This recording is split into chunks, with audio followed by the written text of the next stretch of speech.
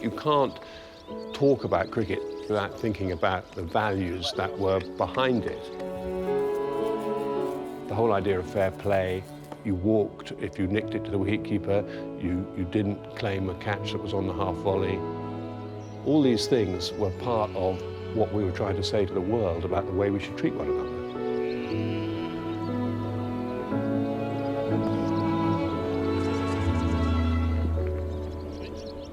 The spirit of cricket, I mean, it's integrity, I think it's honesty. It is its own code, its own moral code, and it's served the game pretty well for 130, 140 years.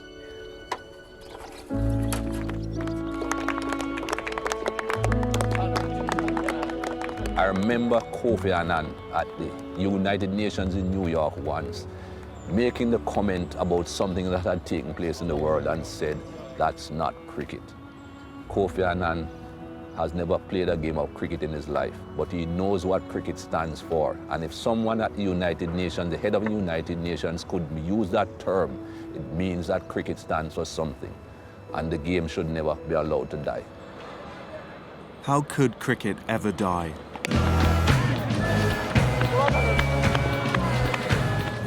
It's grown from the green fields of England to become the second most popular sport in the world, played and watched by 1 billion people. My name is Sam Collins. This is my friend Jarrod Kimber.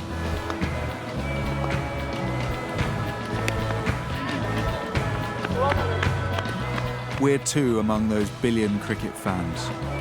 From different backgrounds and different sides of the earth, we've been mad about cricket our whole lives, and eventually it brought us together. Now we get paid to travel the world and watch it as journalists. In 2011, we set out to make a film about the game we love and what future it had in the modern world.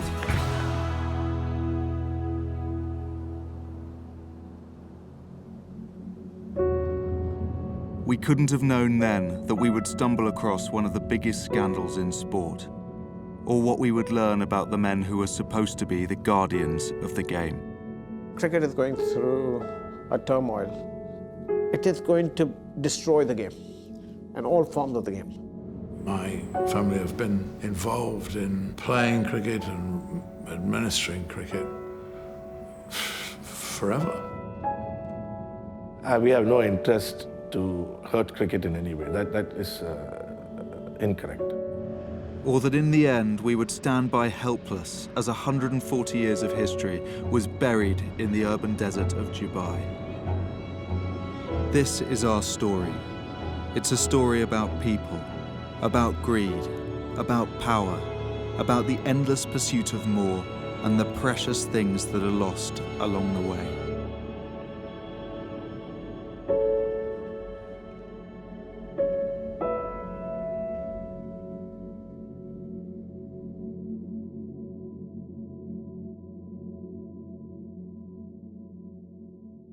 You're watching the Chuck Fleetwood Smiths. You're watching the Chuck Fleetwood Smiths. You're watching the Chuck Fleet... Don't know what happened there? It all began when I was trying to make a career as a cricket journalist, and I met Jarrod, an Australian blogger who had come to London to shake up the establishment. Quickly realising we had more chance together than alone, we started making web videos for cricket freaks. We named ourselves after a famous drunk cricketer, and our mascot, Hansie, after a notorious match fixer. The results were often terrifying.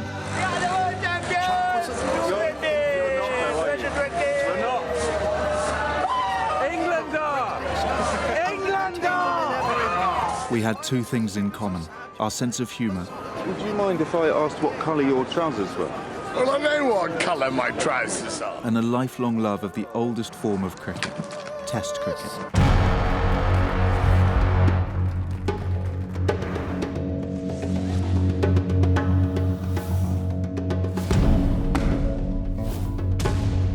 If you asked me what made Test cricket unique, I'd say it is the one sport that is not just about winning.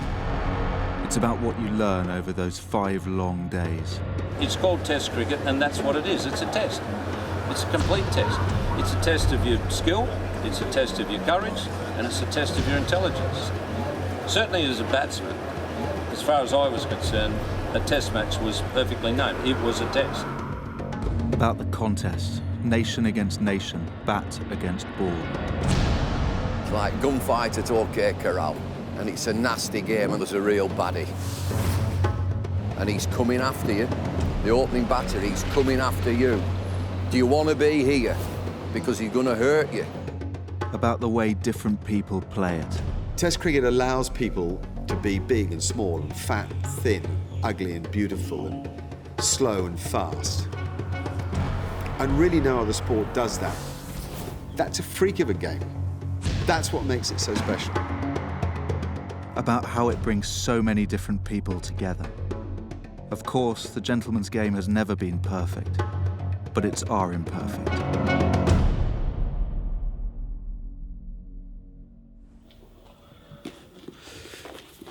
But however great we thought Test cricket was, we were constantly being told that there was no place in the modern world for a game that was a legacy of imperialism and lasted 5 days. So what are you packing for? Australia, India, Sam. And the other woman. Sam, the other woman, exactly. And seeing as we were cricket journalists, we thought we should try and answer the game's biggest question. Was Test cricket really dying? I'll only be away for a few weeks this time. It's not too bad, is it?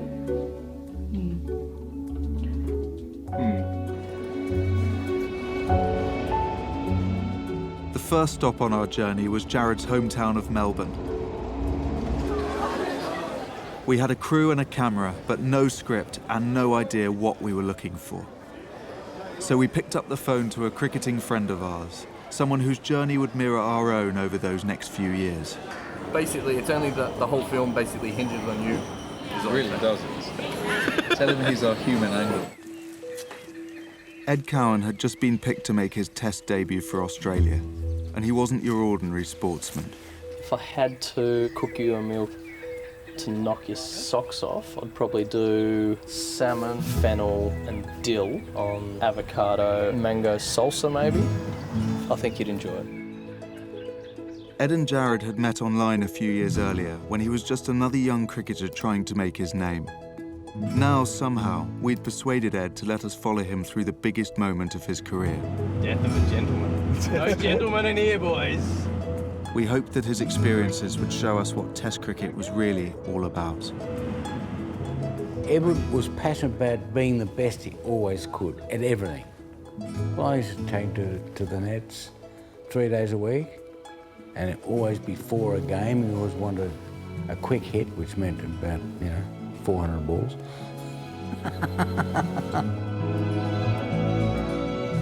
Ed's was the sort of story that made so many people love sport. For years, he struggled with injury and then moved his family across Australia to Tasmania for a fresh start. Shots, and that brings it up. Oh, he's happy with that, and so is the crowd. Ed Cowan, what a great innings. Now, at 29, he was finally making a name for himself. He's fit for Tassie, 7 times. It feels as though all the little moments feel like they've been justified in a way. Yeah. To ruin your wife's career, to move to an isolated island off the south of Australia, just so I could play cricket, that's a big move. So in a sense it feels as though that's been justified, I guess.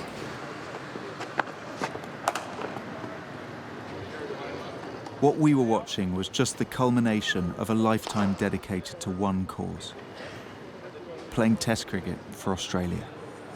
Test cricket, for me, it is the game. It's the only cricket, how I judge cricketers by. To all of a sudden be in that cauldron, I don't know how I'll handle it until the occasion, I guess. Boxing Day Test, mate. Debut. When Boxing Day arrived, 80,000 fans descended on the Melbourne cricket ground for the biggest day in the cricketing calendar. Ed had entered a whole new world. Walking over here, I was really quite nervous this morning. Obviously when I saw him get handed his baggy green, it was a very emotional moment. Like, this is Ed's dream come true, like out there today, his head would be spinning. This is, you know, he's wanted this dream ever since the day he was born, I think. Cricket in Australia in our summer is a big deal. Test cricket, baggy green cap's a big deal. It's a symbol for kids to dream about and for people to aspire to and for people to admire.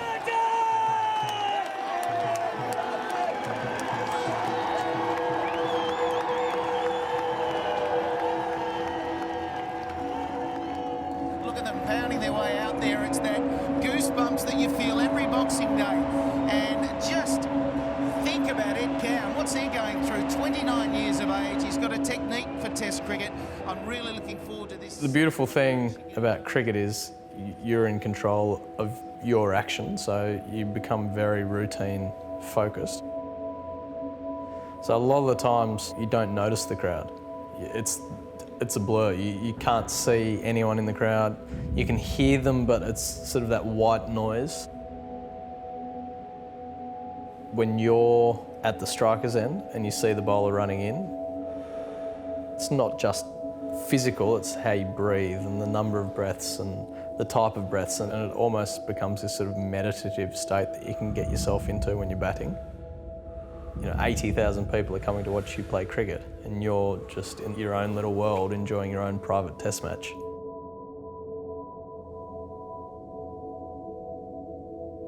So here, Khan to take up the attack from the members' end, and Ed Cowan on strike. Now those 80,000 people in the Melbourne cricket ground and millions more at home on television waited to see if Ed Cowan was up to the challenge. But he does tend to leave the ball a lot. He makes bowlers bowl at him. He's away.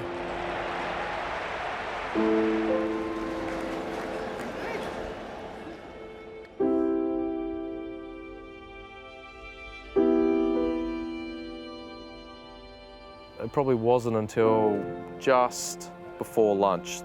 That was a moment I sort of took stock and looked around, thought, oh my God, there are some people here. What are they doing? Just had a moment to myself of, this is awesome, I'm having a great time, just keep going, mate, you're doing just fine. He's done a very good job today of blunting the attack, seeing through the new ball. Now a chance of making a 50 on debut. That's it. It's the start of taking a big opportunity for Ed Cowan. 50 on Boxing Day. I had no idea where Ginny or any of my family were at that moment. So, you know, probably got a little excited with raising my bat. I thought I'd acknowledge the whole crowd and at least I'd know that I would have got them to some degree.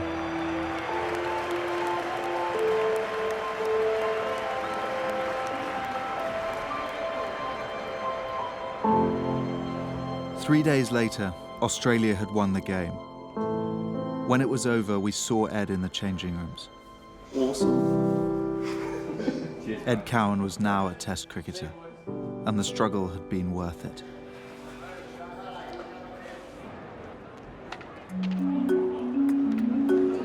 Watching Ed's success, it was easy to forget we had come to Australia to investigate whether Test cricket was dying. You want my head off?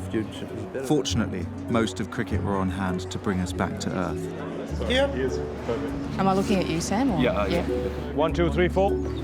I'm ready. What are you asking me? I've forgotten. This isn't supposed to be serious, is it? What? I think Test cricket is, dare I say it, extremely vulnerable at the moment. Do you fear for the future of Test cricket? I do fear. I fear for the importance and the relevance of Test cricket. There probably is too much international cricket, most definitely. Short Test series that don't really mean anything. I definitely do see crowds not coming as they used to before. The world's got faster, you know, I think attention spans are shorter. How do you get a 20-year-old to come and watch 5 days? People under 25 are dropping off cricket, and under 15, it's a vacuum, it doesn't exist.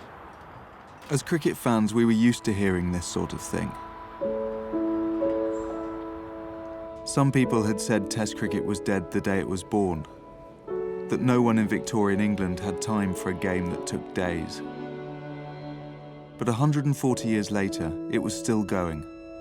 And at the same time, cricket had constantly reinvented itself. The game's modern hinge point had come in 2003.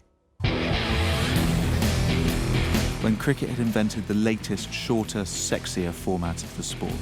2020 condensed a 5-day game into 3 hours, and if Test cricket demanded patience and concentration, 2020 was full of big hits and instant entertainment. The public couldn't get enough, and 2020 was now played in leagues around the world. Chief among them, the Indian Premier League, cricket's new zeitgeist.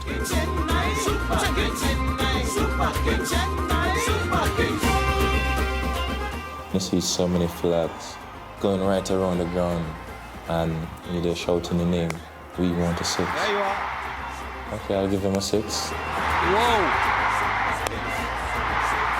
It's a great feeling. Going. Beautiful.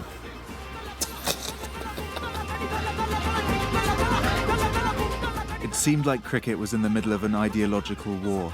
It was Test cricket versus 2020. Chennai Super Kings.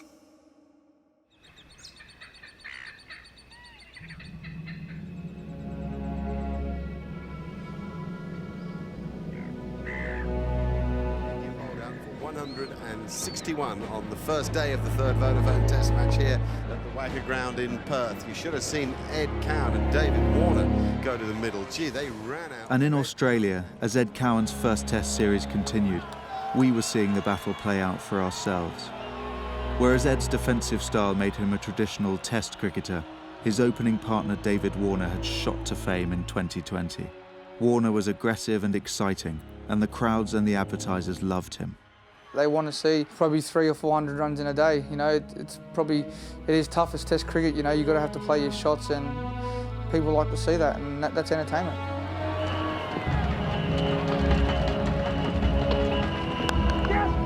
Through.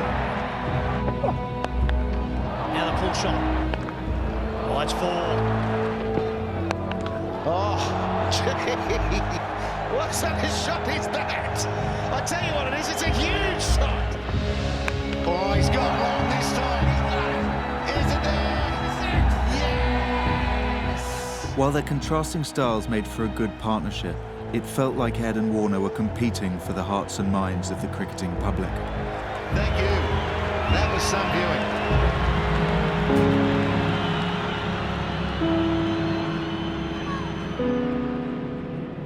Test cricket or 2020? 2020. 2020. Test cricket. What do you think of David Warner? Very good. Really? It's epic. Really? He's going to be a hero. I think we're settling into a great combination. It's amazing though, we're 150 after 23 overs. Incredible. Mr. Warner, would it be okay if I got you Olga? Yeah, mate. No problem. Could you write 101 off 60, please, as well? Good footage for your movie. Off 60, no? End of the day, right? There's one bloke. One Aussie, day. He's doing what he can. He's doing these ones. Aussie. Next thing you know, he's doing these ones. 2020, they're just doing these ones, mate. That's shit. You Combine these ones with these ones. Oh, You'll never take away Test cricket. delicious. 4 bowled 6. 4 bowled 6. We didn't get it. Warner and Ed both still wanted to play Test cricket, and the game allowed both of them to succeed. And if Warner and 2020 brought new fans with them, was there really a problem? The head of cricket in Australia believed not, at least in his country. In our part of the world, Test cricket's in fantastic shape. I think we've seen over the course of the last decade a real re-emergence of the strength of Test cricket. It would appear on the surface that there are different and perhaps even greater challenges in other parts of the world.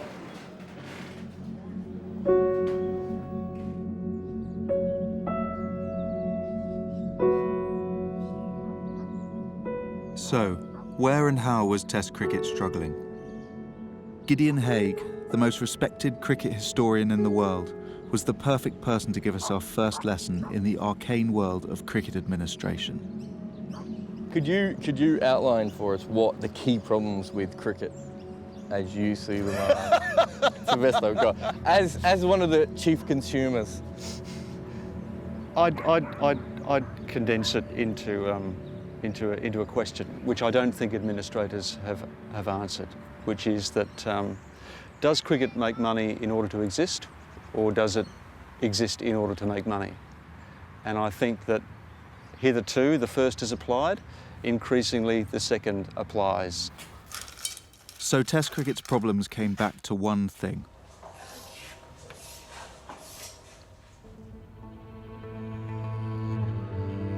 The satellite television boom had turned cricket into a billion-dollar sport, but that money came predominantly from the TV-friendly shorter formats, and particularly in the 3 countries whose economies and populations combined to generate huge value television deals. This meant that their national boards were entrenched at the top of cricket. It's funny, you know, the end of colonialism is always meant to beget or nurture democracy, but in fact what we have is an increasingly oligarchic cricket state run by 2 or 3 powerful nations in cahoots with each other, forming alliances as and when they see fit. It was a different story elsewhere, with the other 7 test-playing nations virtually bankrupt. One of these were the team that had first helped me fall in love with Test cricket 25 years earlier.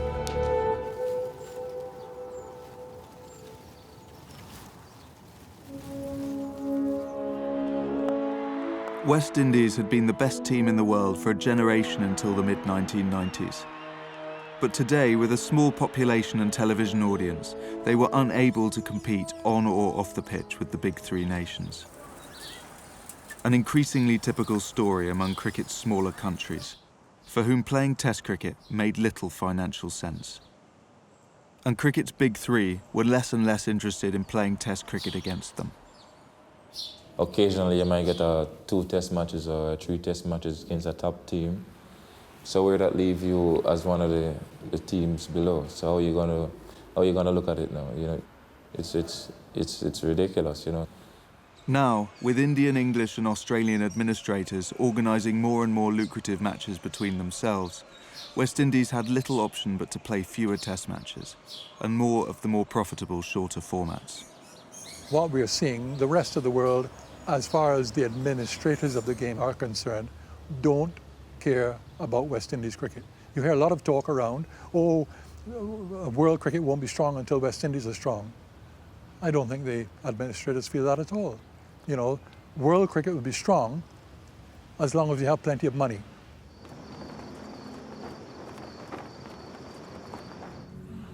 It was clear world cricket was in serious trouble. So who were these administrators and what were they doing to our game? Well, the nature of administration's actually changed quite a lot. As cricket's become more lucrative and more culturally significant, it's attracted more and more politicos. And they're not particularly interested in people who are fans of the game.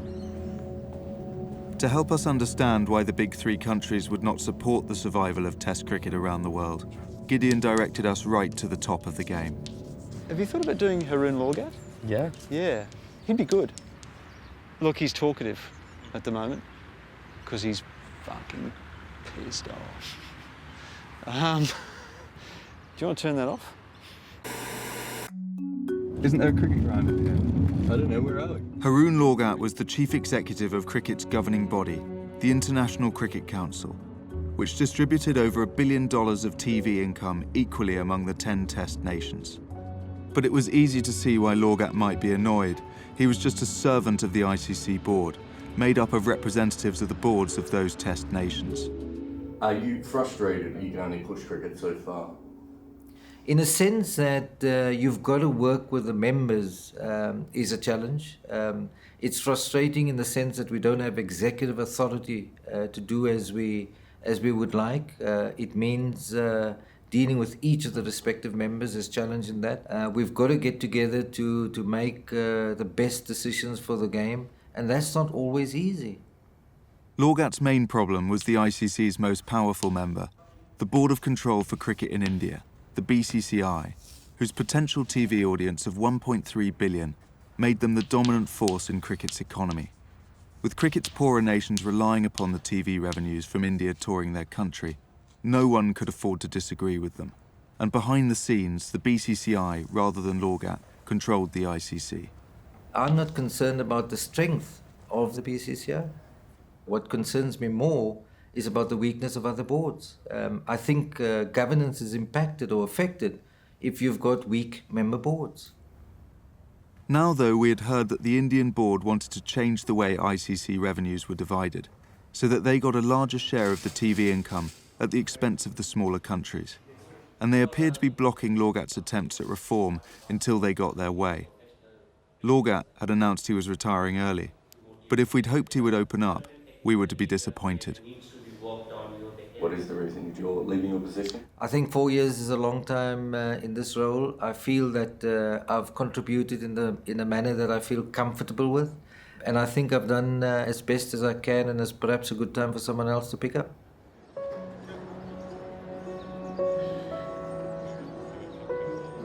No wonder cricket's dying if everyone just goes, well, you know, I can't see anything on camera, but I can hint at the fact that something might be wrong. It's just like, just come out and say it. If everyone comes out and says something, maybe something will change.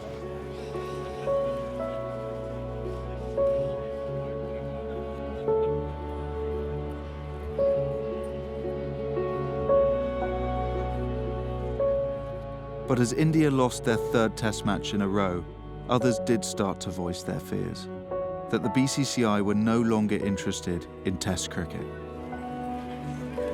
It actually means a lot because, you know, we're a passionate cricket nation. It means it's a case of misplaced priorities. It means you're not taking Test cricket seriously. It means 2020 cricket and one-day international cricket is the be-all and end-all of Indian cricket. My question is to the Indian Cricket Board. Is the Indian Cricket Board interested enough in saying Test match cricket is our priority? The actions have told us that it's not.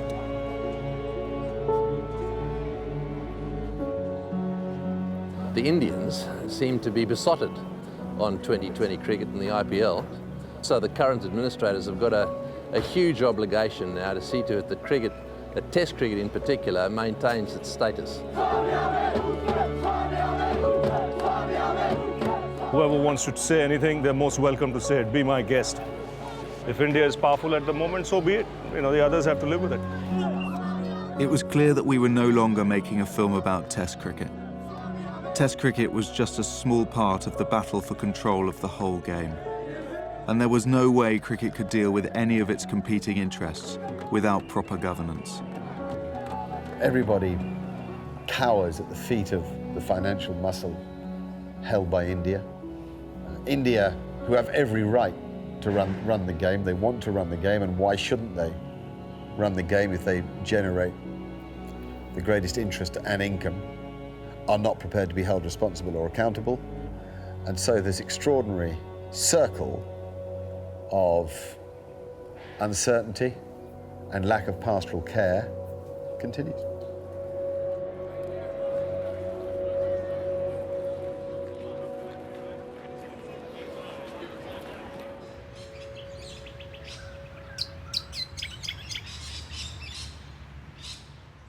There was one final test to play, and India would lose again. Ed Cowan had had the summer of his life, and for all the problems we were seeing, he was a reminder of the simple dreams the sport was built on. This is our final. This is almost a farewell. Johnny Farnham farewell tour. What do you want to know? I want you to tell me how you feel. Tired, emotionally drained, but very deep sense of satisfaction. It's 10 times, 50 times better than what you could ever imagine. It does feel like the start of something. One of the great characters of Edward, which you can go right to the whole thing, is he plays cricket for a team. He's always played cricket for a team. He's been taught to think like that. You don't play to be famous, you play because you want to win the game. The team wins, not you. As we left Australia, we were worried for the future of cricket, and that if Test cricket died, these values died too. trampled in the pursuit of money and power.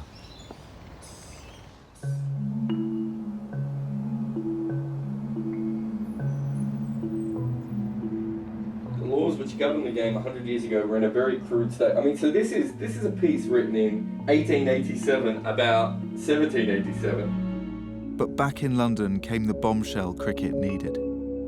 As a final act, Haroon Lorgat had commissioned the English judge Lord Wolfe to assess ICC governance. I was asked by the International Cricket Council to have a look at their governance, because although I'm certainly not an expert cricketer, I do know about governance. With regard to the conduct of the players in the field, there were rules in place to ensure that they behaved in an appropriate manner. But what applied on the field to the players didn't apply in the boardroom. They weren't governed by any ethics as far as I could see. And decisions were being made with regard to large sums of money which didn't have in place the sort of protections which would normally exist in your local club, or you'd expect to exist in your local club. Wolfe's report called for independent governance to sort out an organisation fundamentally unbalanced by the self-interest of its richest members and lacking basic accountability and transparency. It warned that cricket faced dire consequences if this advice was ignored. Surely the game had to listen. So we went to see Giles Clarke, the chairman of English cricket and England's representative on the ICC board, to ask him what he thought. Lord Wolfe said in his report, I quote, "Cricket's a great game. It deserves to have governance, including management and ethics, worthy of the sport. This is not the position at the present time." Do you agree with him? No, I don't. Okay. He also said, currently the ICC reacts as though it is primarily a members' club. Its interest in enhancing the global development of the game is secondary. The question is, what is the ICC? And Lord Wolfe, in my judgment, is yet to fully understand what the ICC is. He's entitled to his view. I'm entitled to my view. And as I've indicated, I don't think it should be a members' club. I think it should be run for the benefit of cricket as a whole, rather than the interests of individual members. I've heard more nonsense described to me as being something is that it's in the greater interests of cricket. What is the greater interests of cricket? Because I'm very clear on what cricket's needs in this building and in this country are. What is in the interest of cricket is that the support surely provides an exciting and dramatic spectacle at international level where the contests are seen as being fair. Clarke's background was running pet shops and a wine business. And here he was telling us that a former Lord Chief Justice knew nothing about governance. The BCCI rejected Wolfe's report too. This seemed crazy, but no one was surprised. The Wolfe report was calling for turkeys to start voting for Christmas. He was saying that the people who run cricket are too powerful, they should give their power away. It's a turkeys and Christmas scenario. They're certainly not going to vote themselves out of power. Do you think we'll ever have an independent ICC? Before or after hell freezes over?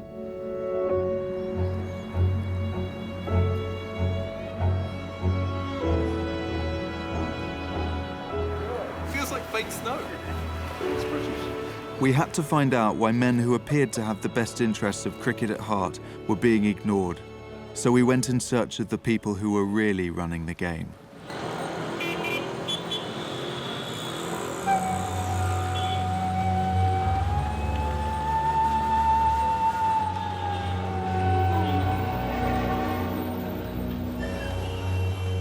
Our next stop was India, a chance to see for ourselves the country who so many in the West were blaming for all of cricket's troubles.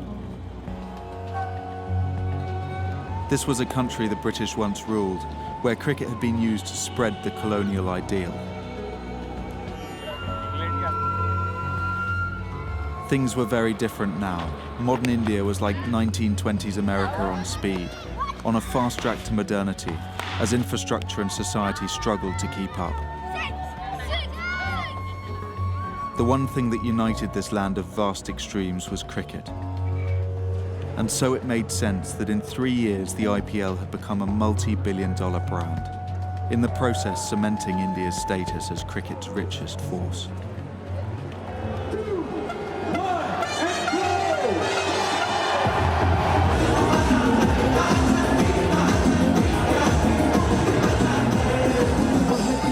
In India, they say that 3 things sell: cricket, religion, and Bollywood. And suddenly you have this mixture of cricket and Bollywood coming together. And the cocktail is so powerful, it's mega entertainment for an average Indian. It was our first time seeing it in the flesh, and it was unlike any cricket we'd ever seen before. It was incredible. The IPL had been forced into being by one man, one ego, the aspiring Indian administrator, Lalit Modi. It's truly a momentous day for India and for the great game of cricket. We will be treated to some of the most exciting sport that this country has ever seen. His ambition and his passion was incredible. I don't think anybody could have managed to do what he did. Modi was a maverick with a checkered past who found his niche in cricket after spells in television and marketing. In 2020, he saw the perfect opportunity to monetize the Indian market. He gets stuff done. The man is a genius at what he does. Do you think it's fair to say you don't need any more introductions? You're such a celebrity now. No, I'm not a celebrity, but I saw a very keen businessman, though I'm told he comes from a history of failed businesses. But, I mean, everyone talks of the other side to him, which I didn't see. So I don't know if it exists, probably does. I think this is a godsend. And I think this is the best thing that's ever happened to Indian cricket. IPL doesn't compete with Test cricket, it competes with Bollywood. And it's mobilised a whole lot of people who previously had never been cricket. So how can that possibly be bad for cricket? Well, there was one problem. Modi's model changed a not-for-profit sport into a commercial free-for-all. 10:40 a.m. and the auction buzz was at... The IPL generated huge amounts of money for the BCCI. It was contested by privately owned franchises sold to mega-rich celebrity owners who spent huge sums of money on signing the best players from all around the world. Number 17, Kevin Peterson. There's a lot of players out there who can thank Lalit Modi for making them very, very wealthy people. 1,500,000. Cricket had never seen sums like this before. 150,000. You're playing international cricket and you say, oh, okay, I'm getting $1,000 US for an international one-day game. And then when you look, you see you're playing a T20 game and you get like 800,000. That can't be real. It's Ian Morgan, the English... If you look at football, how those guys have been paid, it's big, huge business. And the cricket changed into a big, big, big business. The problem was the 2-month IPL season went up directly against international cricket. And with none of the smaller countries able to match IPL wages, players were forced to choose between playing for their country or earning vast sums of money. Anywhere else? At the end of the day, you only play this game for a short while, so you've got to maximise your opportunities. It's reality. We have been branded as that, so the players going after the money and so forth. But, listen, mate, you have to face reality in life. And while we were in India, this reality was being borne out on the other side of the world. Our friend Ed Cowan was playing for Australia against a West Indies side missing Gale and several of its other best players, because they were in India at the IPL. Ricky Ponting's arrival with Ed Cowan brought stability to the innings, and Cowan made his 50. You're not turning your back on the country, but just present a perfect opportunity. Deep down inside, I know I've accomplished some tough things in Test cricket. Seeing how much money India were making, many other countries had started their own 2020 leagues, further reducing the opportunities for international and Test cricket. Back in London, we'd spoken to Tim May, the players' representative at the ICC. We know the players will go to where the money is, So if international cricket really wants to survive, and along with it Test cricket, it needs to coexist with these, let's say, more fast-growing, more affluent leagues such as the IPL, not conflict. Otherwise, international cricket won't be much of a platform for the sport anymore. It won't be the best against the best, and that's what international cricket should be.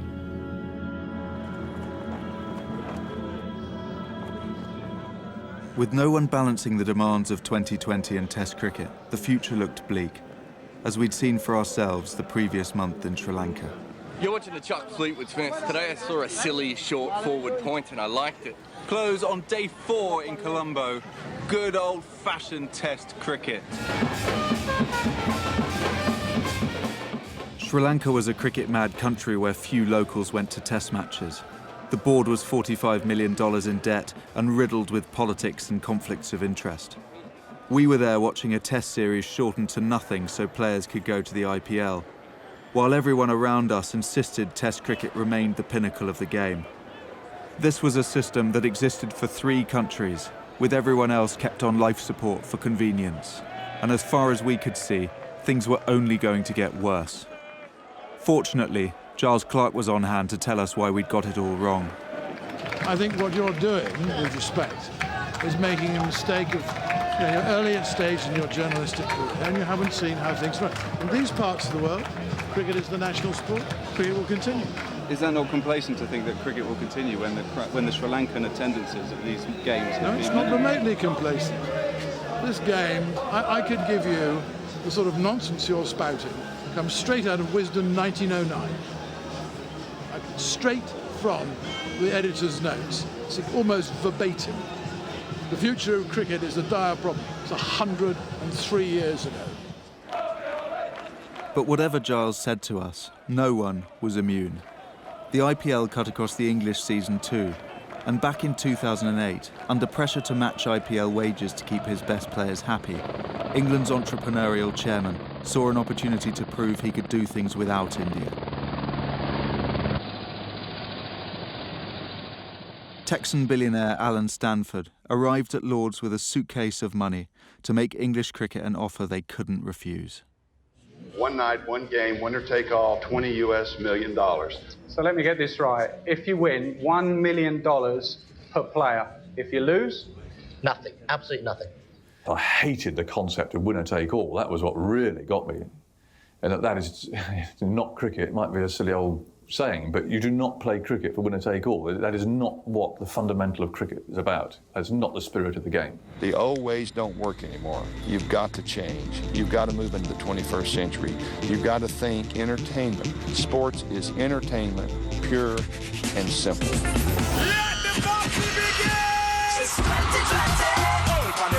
England fell to pieces. They got slaughtered by the Stanford Superstars or All-Stars or whatever they're called, lost by 10 wickets, and actually probably the right guys got the money in the end, the guys who were less well off.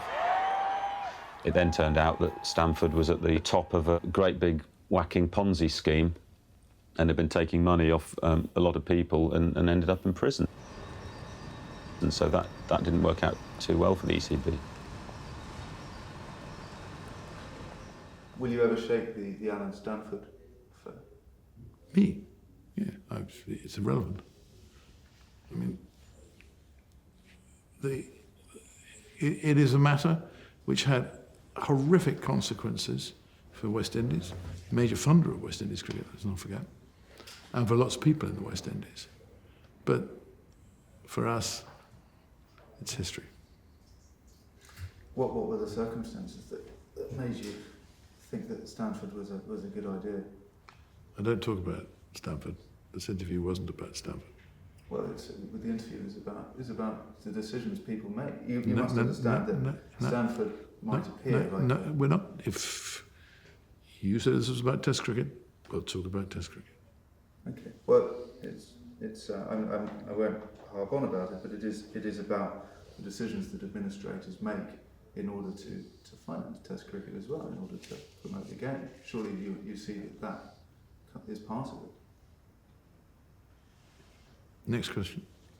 Okay. Somehow, Giles Clarke survived. But now his efforts to go it alone had failed so spectacularly, he had little option but to try and align himself with India. Whether something's healthy or unhealthy, you're dealing with reality. Without the Indians being willing to play so much away from India, the situation for a lot of the boards would be very serious indeed. Back at the IPL, reality was inescapable. Whatever the merits of Test cricket, it was 2020 that was driving the BCCI's wealth and power. Because Test cricket is very boring because of the defense. So it's boring, totally. Test cricket is for elders and for our parents.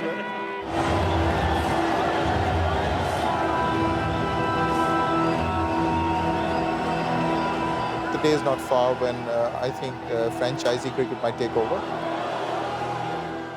Nobody is forced it down anybody's gullet. It's what the people want. It's what the reality is. But I am no one to say that Test cricket must be preserved at all costs. Eventually, it will be the people who will decide. Haroon was right. The people should decide. Our fear was that they wouldn't have the opportunity. If money was the be-all and end-all, Test cricket was doomed. But were those running Indian cricket really so intoxicated on their newfound wealth that they had lost sight of what had helped cricket last so long in the first place?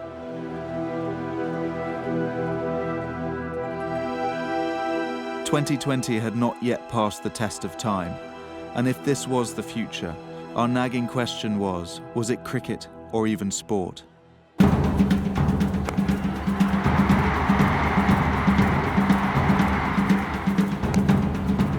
Or was it entertainment? Cynically constructed, magnificently executed, but entertainment nonetheless. Because while sport endures, entertainment shows get cancelled. I could be watching Major League Baseball, I could be watching European Champions League football. This is just smash and smash. Well, the cricket's just about, cricket's more about like the sportsmanship, the stuff that comes along with the game more than the game itself, right? Test cricket seems to embody that more than this. Maybe it doesn't have those kind of intricacies that Test cricket had, that has endured almost 200 years. So I fear that this might cannibalize on Test cricket and then fade away on its own. That's the major problem.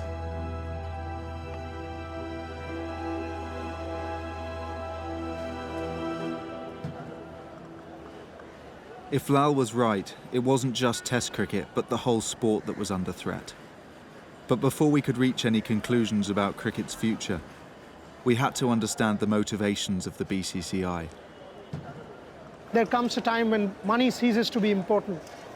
And unless the BCCI is able to be more socially responsible and play a role whereby cricket can go forward, I think world cricket is entering a phase and Indian cricket is entering a phase which is going to be seriously problematic. I think BCCI is right now a reflection of India, the nation, in the sense that there is this sense of grievance which they have nursed over years, and suddenly they have found a voice. There's a feeling that we can't do any wrong. We had begun to hear rumours that the BCCI were now threatening to abandon world cricket, to keep their vast television revenues for themselves.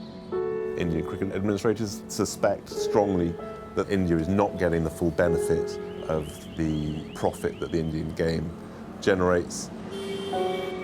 Then it might be better if India just sort of went it alone. If you like, that the IPL was just the warning shots. If that means bad news for Test match cricket or international cricket, in the end, it won't mind that too much.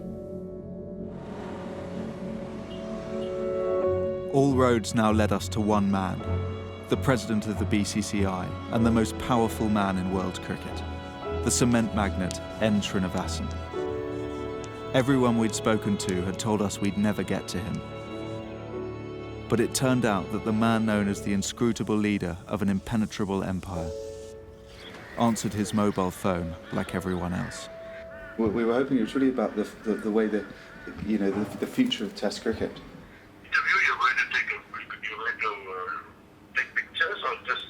It would be a video interview, if that's okay. It would be for a film. All right, so when... this is my itinerary now. Well, that's very kind, Mr. Srinivasan. I will be in touch and let you know how we go. Thank you very much. Okay, all the best. Bye. That was weird. Wasn't expecting just to pick up. We found out that that's actually like T. Srinivasan. That's what I was thinking. It's Paul Srinivasan. Yeah. Oh, he runs a carpet supply company in Chennai. Yeah. So what do we do now? Do we go to say he's in Chennai? Okay, flights, Chennai, flights. Mumbai to Chennai. N. Srinivasan was the man responsible for the game that was everything to over 1 billion Indians. What you see out there in the 22 yards is just not Indian cricket. Indian cricket is also played by the real political parties in India. It's as political as it can be. That's how important the president of the BCCI is. He's one of the biggest celebrities in the country. All of these things taken together, Indian cricket is very serious. It's very, very serious. Tell me that doesn't look like Richie Benaud. Now we had an audience with him. Our intention was to confront him with the BCCI's responsibility to the global game. What do you think the perception of BCCI is? Well, I think the BCCI is a very well-meaning organization. We are not an ogre. We have no interest to bring down, to hurt cricket in any way. That is incorrect. IPL doesn't mean we have lost focus on Test cricket. We believe in Test cricket. When we turned to asking him about the effect of the IPL on world cricket, we began to see that inscrutability for ourselves. The IPL has not really affected that many players. I think that to say that this is the reason why Test cricket is, players are not playing Test cricket, that I don't accept. As far as the Wolf report is concerned, I think first and foremost it starts out to say ICC should own the game. I don't agree. And then now you want to say that the person who provides you the money should not have an automatic right to sit on the board. How much of the ICC is politics? We're all equal when we sit at the table there. We may have differing points of view. We may have differing points of view on some issues, but that doesn't mean there's politics in it, no. That I won't accept.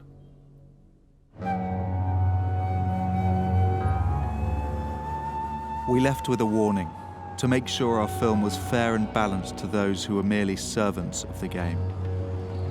Srinivasan had proved as evasive as we'd been warned, and we never got to the bottom of what was driving the BCCI or Srinivasan himself. They don't own the game. He was clearly doing it with an agenda, and I failed that test. We don't need administrators, we need people with vision and guts and determination. Because Srinivasan's position at the head of the BCCI contained a serious conflict of interest.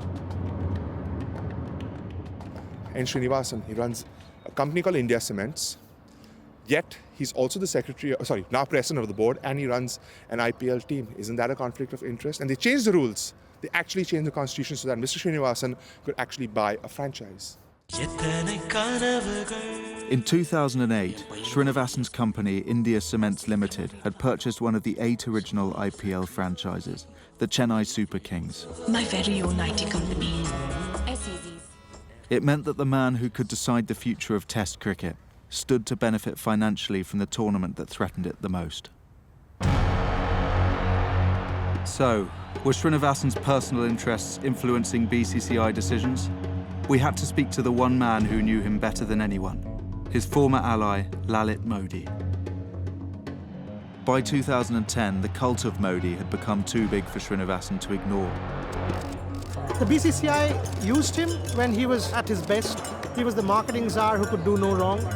And then once he became too big for his boots, perhaps, he was becoming the face of IPL. It was a tournament synonymous with Lalit Modi and not the BCCI. The BCCI pushed him aside. After the IPL final, where Chennai beat Mumbai at 1 a.m. last night, the BCCI then emailed a 34-page charge sheet against Lalit Modi, listing 22 charges of impropriety ranging from financial irregularities to rigging bids. Do you think that the IPL would have existed without Lalit Modi? I think the IPL has grown and is better, and there is no controversy now. So you're saying he was the reason that there was controversy before? I don't want to, I don't want to give importance to Lalit Modi and talk about him. How does Lalit Modi going from being hero number one to suddenly public enemy number one in the BCCI? Okay, but it's a part of life, I'm always been a public enemy for a long time. It's all right. As far as BCCI is concerned. But Mr. Modi, are you confident to come back? Come back. I have not gone anywhere. Claiming to have received threats to his life, Modi had fled the country for London, as the world he'd helped to build carried on without him.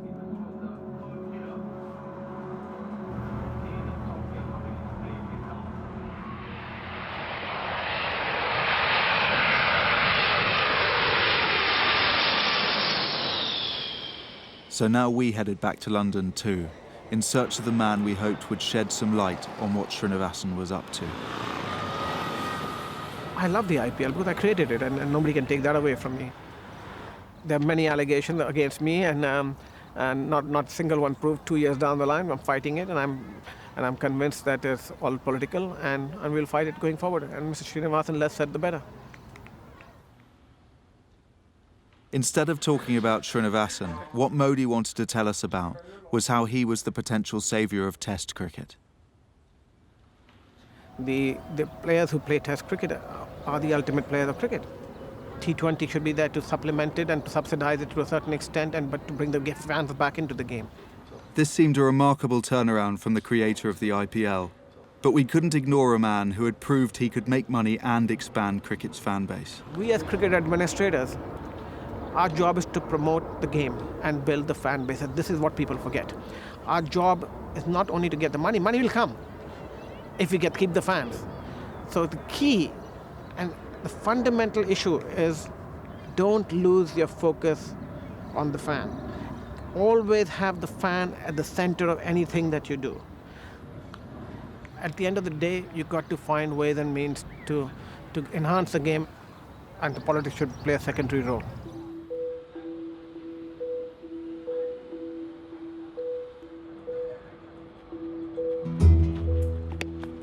The problem for world cricket and its fans is that politics does play a role. There were 105 countries who played cricket, but only 10 were allowed to play Test cricket, and they awarded themselves 3/4 of ICC revenues. Meaning the others, including several of the biggest economies in the world, were starved of the opportunity for development. The NYPD Cricket League plays a modified version of the sport called 20-20, which is 20 overs per side and more popular in the United States. China, for example, only received $30,000 annually to grow the game in a country of 1.4 billion people. There was, though, a potential answer to this problem, using 2020 to take cricket to the Olympics. What the Chinese government told me was that once it becomes an Olympic sport, then the amount of funding we get from our government is going to be so large that we will pay for everything. But just get us to a stage where it becomes an Olympic sport. Olympic status would see the Chinese government pledge up to $20 million a year to the development of cricket. You reach out to China, you reach out to over 1 billion people. Even if out of those 1 billion people, 10% play cricket, that's 100 million people. That's what it's about. And that's what should be the role of sport, is to bring pleasure to hundreds of people, thousands, in this case, millions of people. China are just one of many countries who would benefit from cricket's Olympic inclusion. So what did the ICC think about cricket in the Olympics? What do you think of cricket in the Olympics? I think it's a tournament for too far. The Olympics takes place during the English season. It's impossible for us to set aside time for it. It would have an enormous economic impact on the game in this country. It's a complete non-starter. But you could see how it could appear to be an example of a board putting its own thoughts first rather than the game as a whole. In terms of, if you're talking about growing... I have every right to put my board's interests first.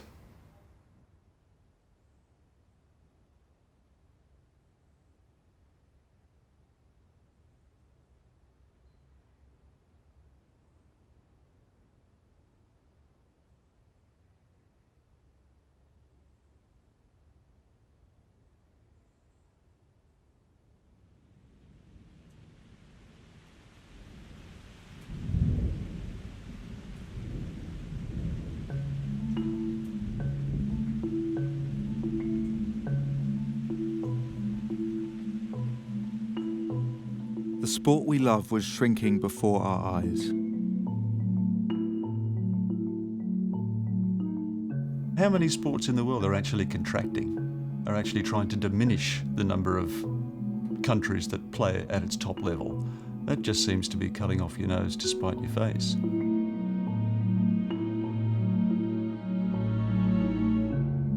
And as nobody seemed interested in doing anything to help cricket, it was time for drastic action. You know, in terms of getting the whistleblower and stuff like that, is that something you'd be prepared to talk about? I quit the Chuck Fleetwood Smiths to finish the film and get it out there. This was taking over my life. Jarrod remained on the inside with his ear to the ground for developments. It's not about cricket, it's about life, and it's about things that people love. Most cricket fans have no idea that their game is basically being strangled by the three major nations. Then things started to get strange for both of us. We'd released a trailer to raise money featuring a picture of Giles, Clarke and Alan Stanford, and it seemed it hadn't gone unnoticed, as Jarrod's press pass was mysteriously withheld.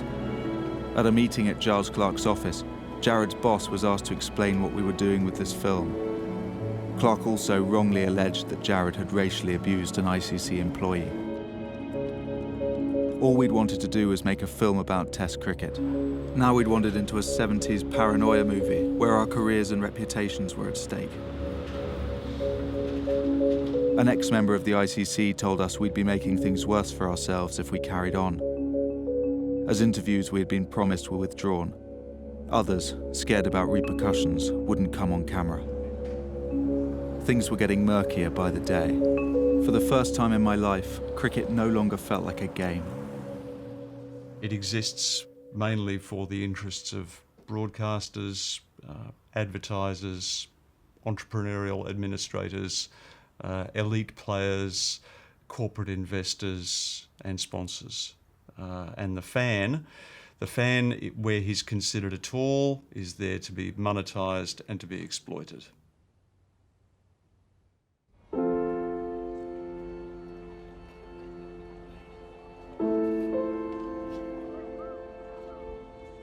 But just as we were losing faith, came a reminder of what we were fighting for.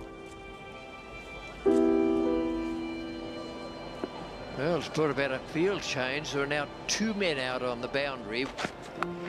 There's the back foot again, and wow! Cut nicely. He's looking good, Ed Cowan. He's really putting in at the moment. There's another beautiful back foot cut. They need a couple of individuals to stand up, and it just might be Ed Cowan. He's getting himself going. He's done it! Ed Cowan fulfills the boyhood dream. The moment that will live with him for the rest of his life. Imagine what's going through Ed Cowan's head. Imagine all the hours and hours, the hard yards, training sessions, the net practices, the coaches, the advice, the thought processes, the move, the decision to go to Tasmania. And then finally, the realisation of that dream. Very happy man there in Ed Cowan's maiden Test 100. Incredible innings. Great moment for the young man.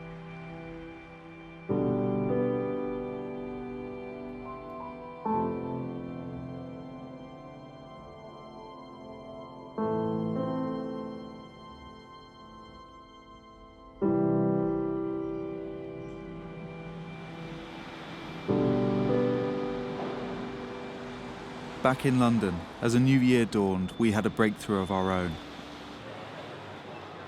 As one of the sources we'd been chasing finally agreed to talk to us.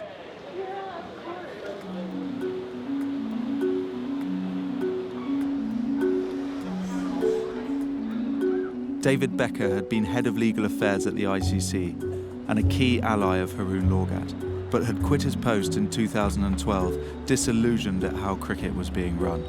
He wasn't keen to go on the record yet, but finally, this was a credible source giving legitimacy to all the rumours we'd heard about how Srinivasan and his lackeys were controlling world cricket. Now we weren't alone. And in search of an ending to our investigation, off we went again, this time to the new home of cricket, Dubai.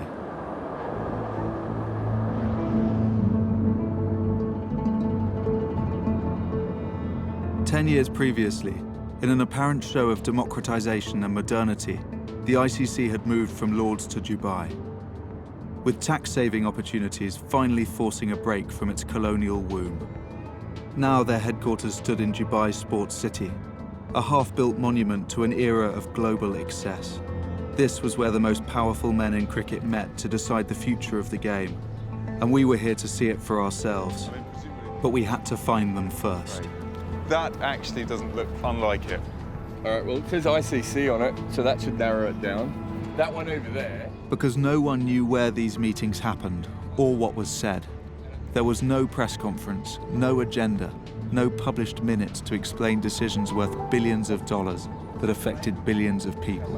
It is in its own little... And as David Becker explained later, India, with the help of England and Australia, were regularly manipulating votes at the ICC board table. As head of legal, I was responsible for overseeing all the legal aspects of international cricket. 2012, it became obvious that decisions amongst the key powers, particularly the big three, were being made in the corridors and being presented to the ICC board. You became aware that there was a pattern emerging. These proposals, which were ostensibly in the best interest of the game, were being rejected. It then occurred to me that either I try and implement from the inside some of these changes that emanated from the Wolf Report, or I leave the organisation, and I chose the latter.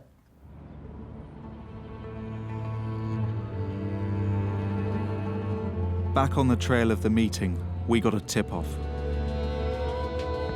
Yeah, it looks like he's saying at the Marriott, there is a few Marriotts. Do you know if there's an international cricket meeting at your hotel? It is excellent. In the best traditions of investigative journalism, we found ourselves a fake shake and headed on in. I just thought it looked quite cool. We knew we wouldn't be welcome, but we had to pierce this ridiculous secrecy and ask Srinivasan and Clarke one question. Why was cricket shrinking on their watch?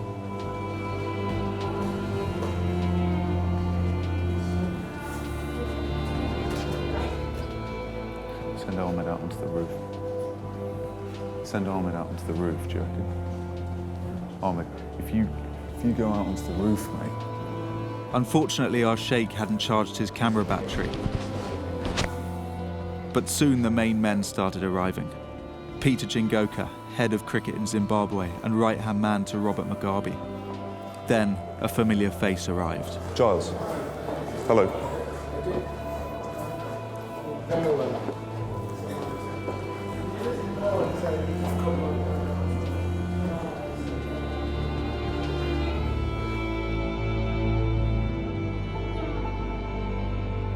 We waited all day, but the closest we got to answers was a press officer. We just want to ask one question. We've been investigating this film for 2 years. Everything comes back to this meeting. We have one question, which just comes down to transparency and accountability. Sammy, this isn't heads of state. This is cricket. If we are recording all this, Sam, I'm sorry. if we are doing this, I will be very, very unhappy. Can you? So. No.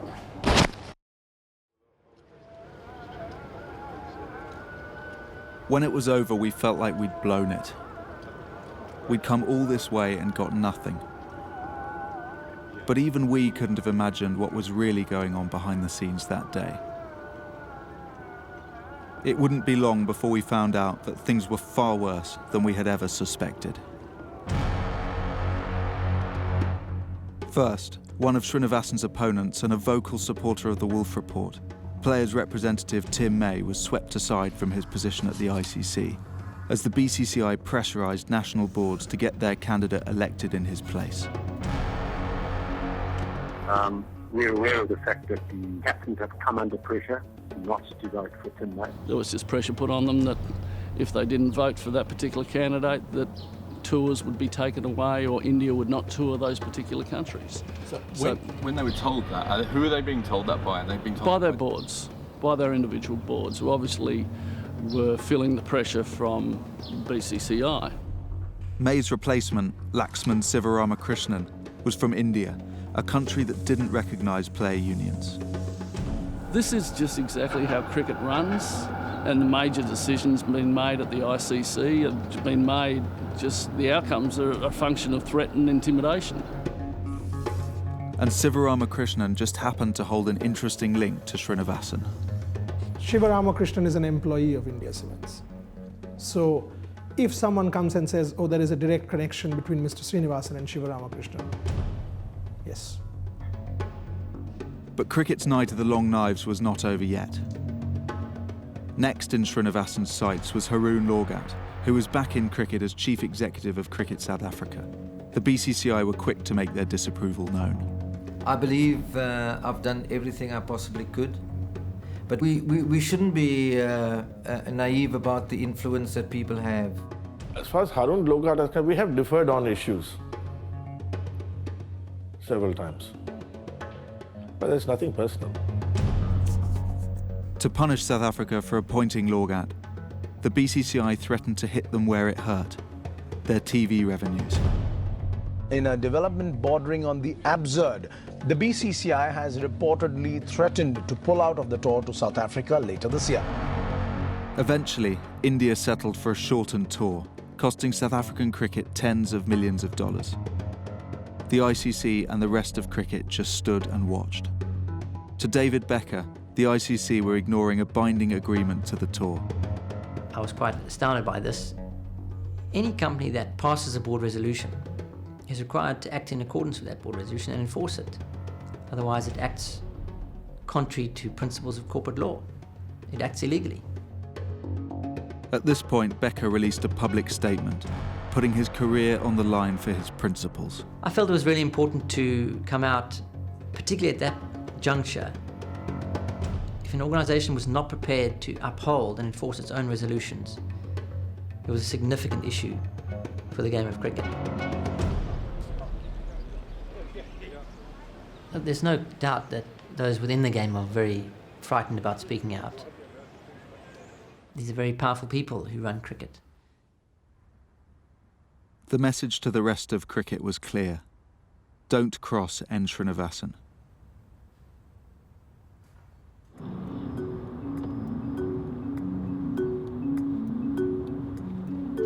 But not everyone was intimidated.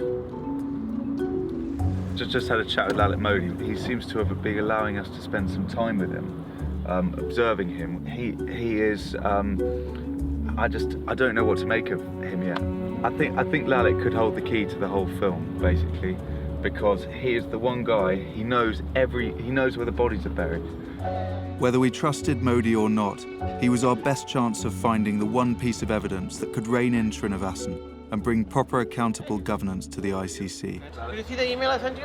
The name is Giles Clarke at ECB. It's in his book as Clarke ECB. Somebody emailed me this document. I'm not going to ask him where he got it from. I have an open invitation on Twitter. Modi showed us emails he claimed were one example of how India, England and Australia were colluding to control the ICC board. It's basically 3 or 4 people, and how they manipulated over the years their plan of fixing the ICC as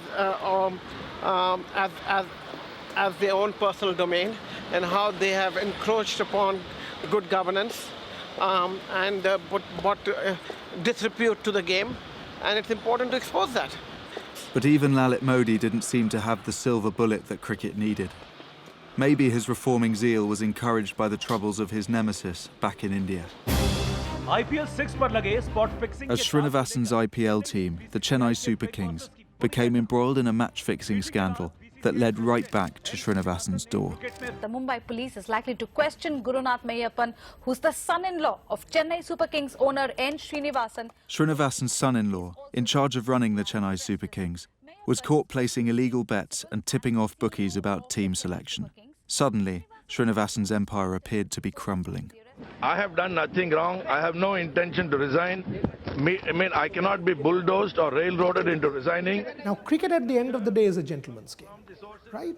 There is a degree of morality. No question about it. Mr. Srinivasan and Gurunath Mayappan are implicated in the whole saga. Mr. Srinivasan not directly, but being BCCI president and being the father-in-law of Gurunath Mayappan should have stepped down, and Gurunath Mayappan, by having betted, has brought the game of cricket into disrepute. There is no two ways about it.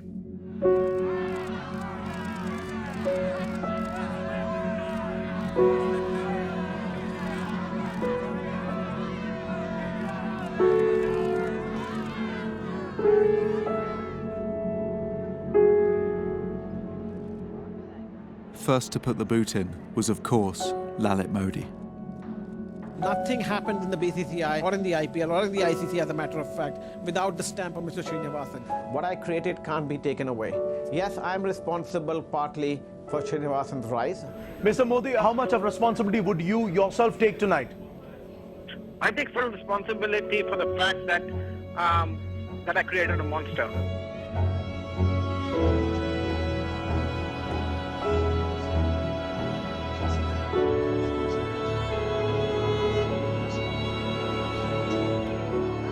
Cricket is going through a turmoil.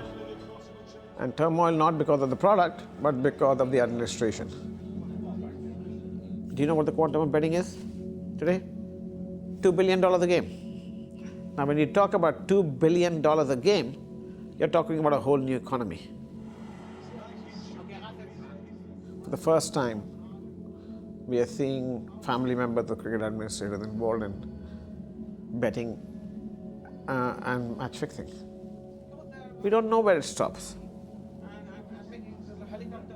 What is the biggest taboo in the corporate world? It's insider trading.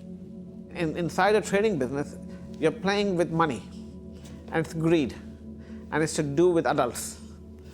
In the case of sport, it reaches down to our children.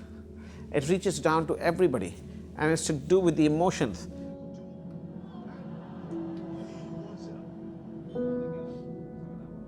It is going to destroy the game and all forms of the game. Modi was screaming from every media platform available, but no one was listening. Somehow, Srinivasan clung on to power in those months that followed. How was a mystery to us, at least until we took a step back and had a look at the world he had created for himself. Everywhere you look in cricket, there is an India Cements employee or someone who owes something to Srinivasan. The current captain of India, MS Dhoni, is also a vice president of India Cements, the captain of Chennai Super Kings. I mean, where does this whole thing stop? It's not so much that he's running the game, he's become the alpha and the omega of the game. He's the very centre of it. You can't dig him out because he is cricket at this point. He's, at this stage, any committee to get rid of him, he'd be on. The only people who could stand up to him and try and get rid of him have got too much to lose if it goes wrong. Which makes you question what their motivations are. Yeah, you can't be involved with Srinivasan at this point and not be tainted with that brush. I mean, everyone knows what he's doing. It's now out in the open. There's been newspaper articles, there's been Supreme Court trials, there's been everything that you need to know that there is something going wrong and that he's not running cricket correctly. What we're talking about is businessmen willing to do absolutely anything to keep hold of unpaid positions running a not-for-profit sport. It doesn't make sense. For Srinivasan, he's actually making money out of the Chennai Super Kings. And then on top of this, you've got money being made from an illegal cricket stream that links directly back to him. So what is actually happening? Is this unpaid, or is there an actual reason why he's so desperate to keep his power and he just wants it so bad? Why are these men so desperate for this power of cricket? What are they getting out of it that we're not understanding? But just as we were trying to work it all out, suddenly we got the answer we'd been dreading. We were too late to stop Srinivasan.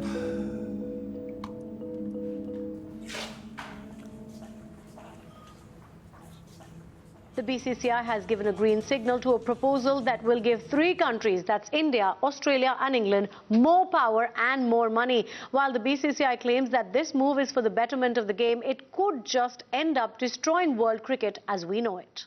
In January 2014, it emerged that the boards of India, England and Australia had been working in secret for over a year on a series of dramatic reforms for world cricket. These were fundamental changes to cricket's governance. They just happened to be the exact opposite of what Lord Woolf had recommended. Meaning the BCCI and N. Srinivasan will take central leadership of all international cricketing affairs. The draft also proposes a new financial model with the big 3 set to have the lion's share. India, England and Australia had awarded themselves over 50% of ICC revenues. This money would come from funds previously allocated to the smaller test nations and the development of the game. Have you seen the Dhoni email about this? N. Srinivasan would become the new chairman of the ICC and effectively head cricket's anti-corruption unit. When several of the poorer boards objected, the BCCI made it clear that if agreement was not reached, India would walk away from international cricket. Now the proposals appeared set to be forced through in Dubai. This time, at least there would be a press conference. We had one final trip to make.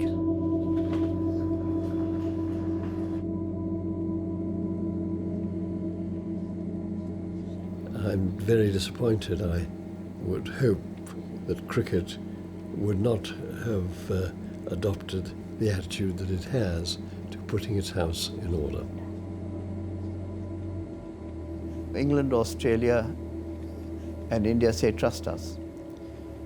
It's a power grab and a money grab. And that's all it is. I think Mr. Putin would be very proud of them.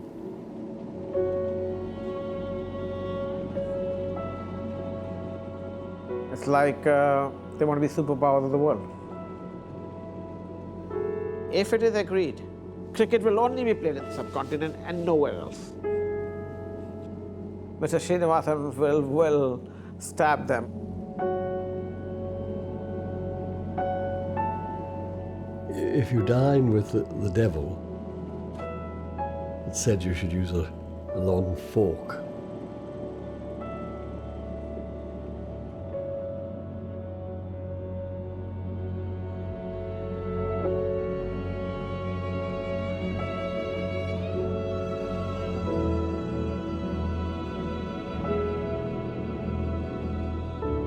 The vote would be a formality.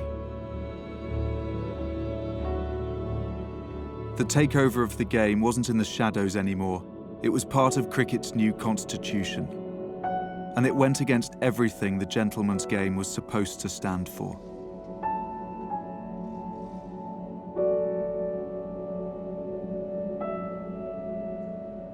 We had started this film to see if Test cricket had a future, and instead discovered a sporting scandal. A global game and the billions of dollars it generated was being hijacked by 3 countries, who, without transparency or accountability, were putting their own interests ahead of the dreams of 100 others, at the expense of 1 billion fans around the world.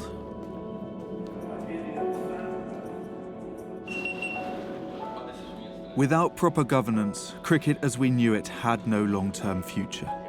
But we felt that the many people who lived, breathed and funded it deserved better. And as we sat there in Dubai and watched it all unfold, with the culprits nowhere to be seen, we realized that while our questions may have made no difference, at least we had recorded the whole story, so that all those other fans could see for themselves how the very men charged with cricket's survival seemed hell-bent on its destruction. We've never, to be truthful, had much authority.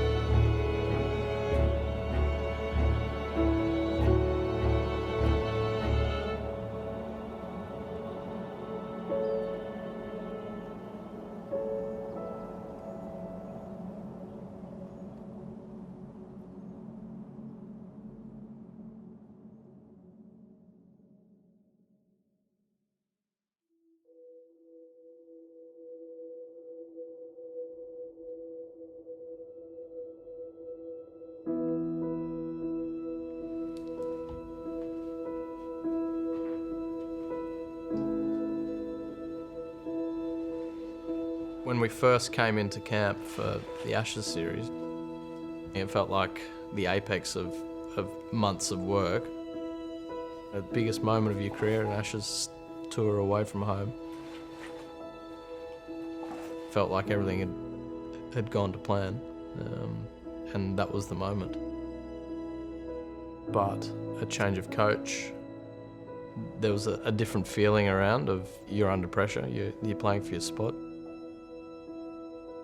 I was batting in a net with David Warner, which clearly was a bat-off. And I probably had the greatest net session I've ever had. It just felt like everything was coming together. I was playing well, head was in a really nice spot. And then Ed Cowan has come out, so it's another left-hander. So 2 left-handers at the crease. Average is 32, 31 years old. And listen to the crowd now as Finn from the pavilion end. And I saw the ball and what I thought was a full toss. You know, just hit a full toss. From the pavilion end, runs in and bowls to Cowan, who drives and it is caught a slip and Finn's on a hat-trick. Cowan's out first ball and listen to that noise. And you sort of look behind, what have I done? Oh, he's caught it. And what a remarkable day. I have to go now? What do you mean? As Cowan chased, it's a horrible shot, I'm afraid, for a number 3 batsman. He'll hate looking at that again. Why did he play that? Nerves, pressure, goodness knows what. That was a poor shot. I was just about to say that Ed Cowan's more a batsman that works on the fence and leaving the ball. There he goes.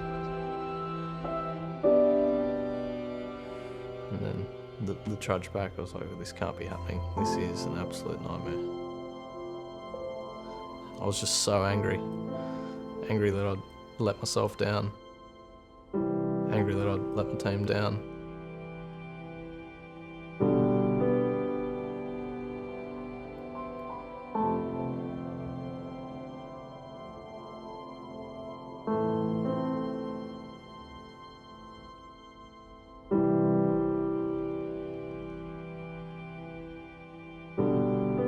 Test matches do things that strip a man to the bone.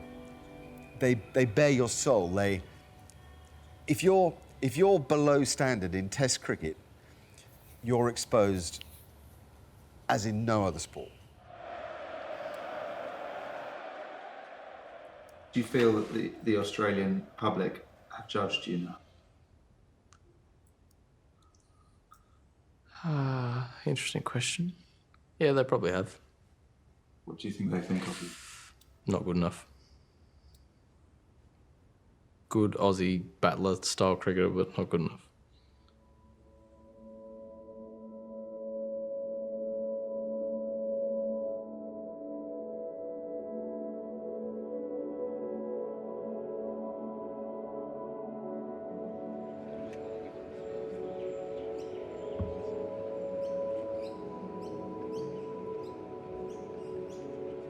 I can't see a lot of purpose to cricket without test matches, just as I can't see a lot of purpose to literature if it's only haiku. It exists. T20 needs something to be shorter than. There's something about the epic scope of Test cricket that you would not create now, that is kind of unique to it, that can never be built again, and once it's lost, it can never be replaced. And we will feel its absence when it's gone.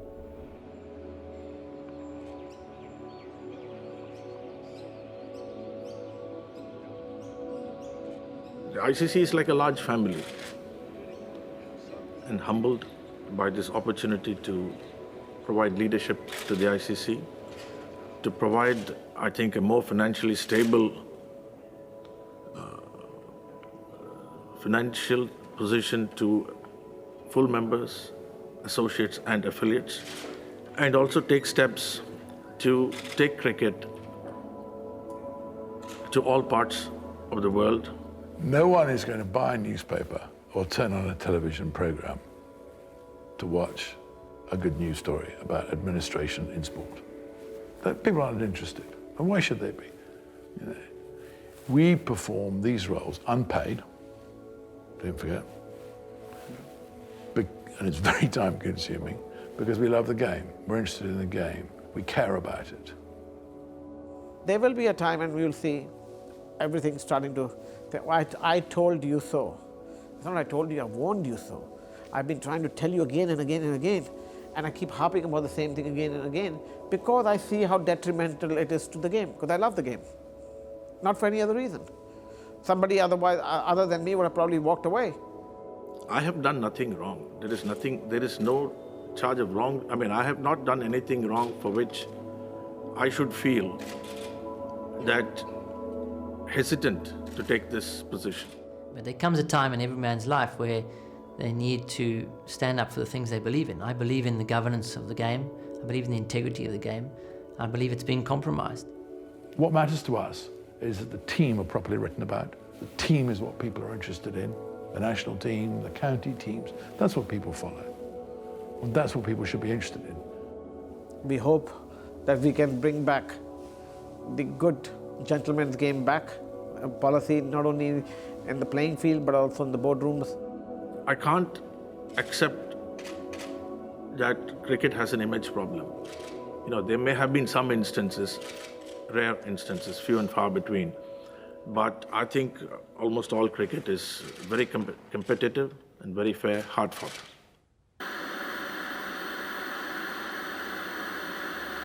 What do you hope for the future for Ed? I hope he enjoys his cricket, does as well as he can, and when it's over, it's over. You can kick and scream and whinge, or you can get on with it. Well, it could be a lot worse off. I'm very lucky, I'm healthy, happily married, have a beautiful daughter. I poured all my energy into playing cricket. It has felt like I've given it my best shot. It's a great leveller. It's pretty true to life. You can think that you're brilliant one moment, next minute you're out first ball for naught. Seems to me to be a bit of a character builder. And I think you're better off for the hurdles that you get over as a result of playing our game. Okay, Roby's turn. Would you do it again? Yeah, in a heartbeat.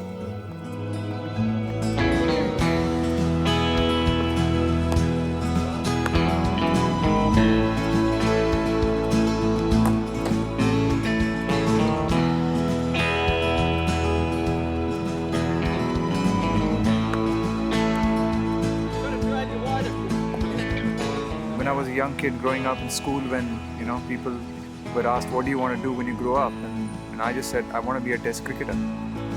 It's the only life I've known. We react quickly now so that we safeguard and protect test cricket. It just needs us to support it and work with it.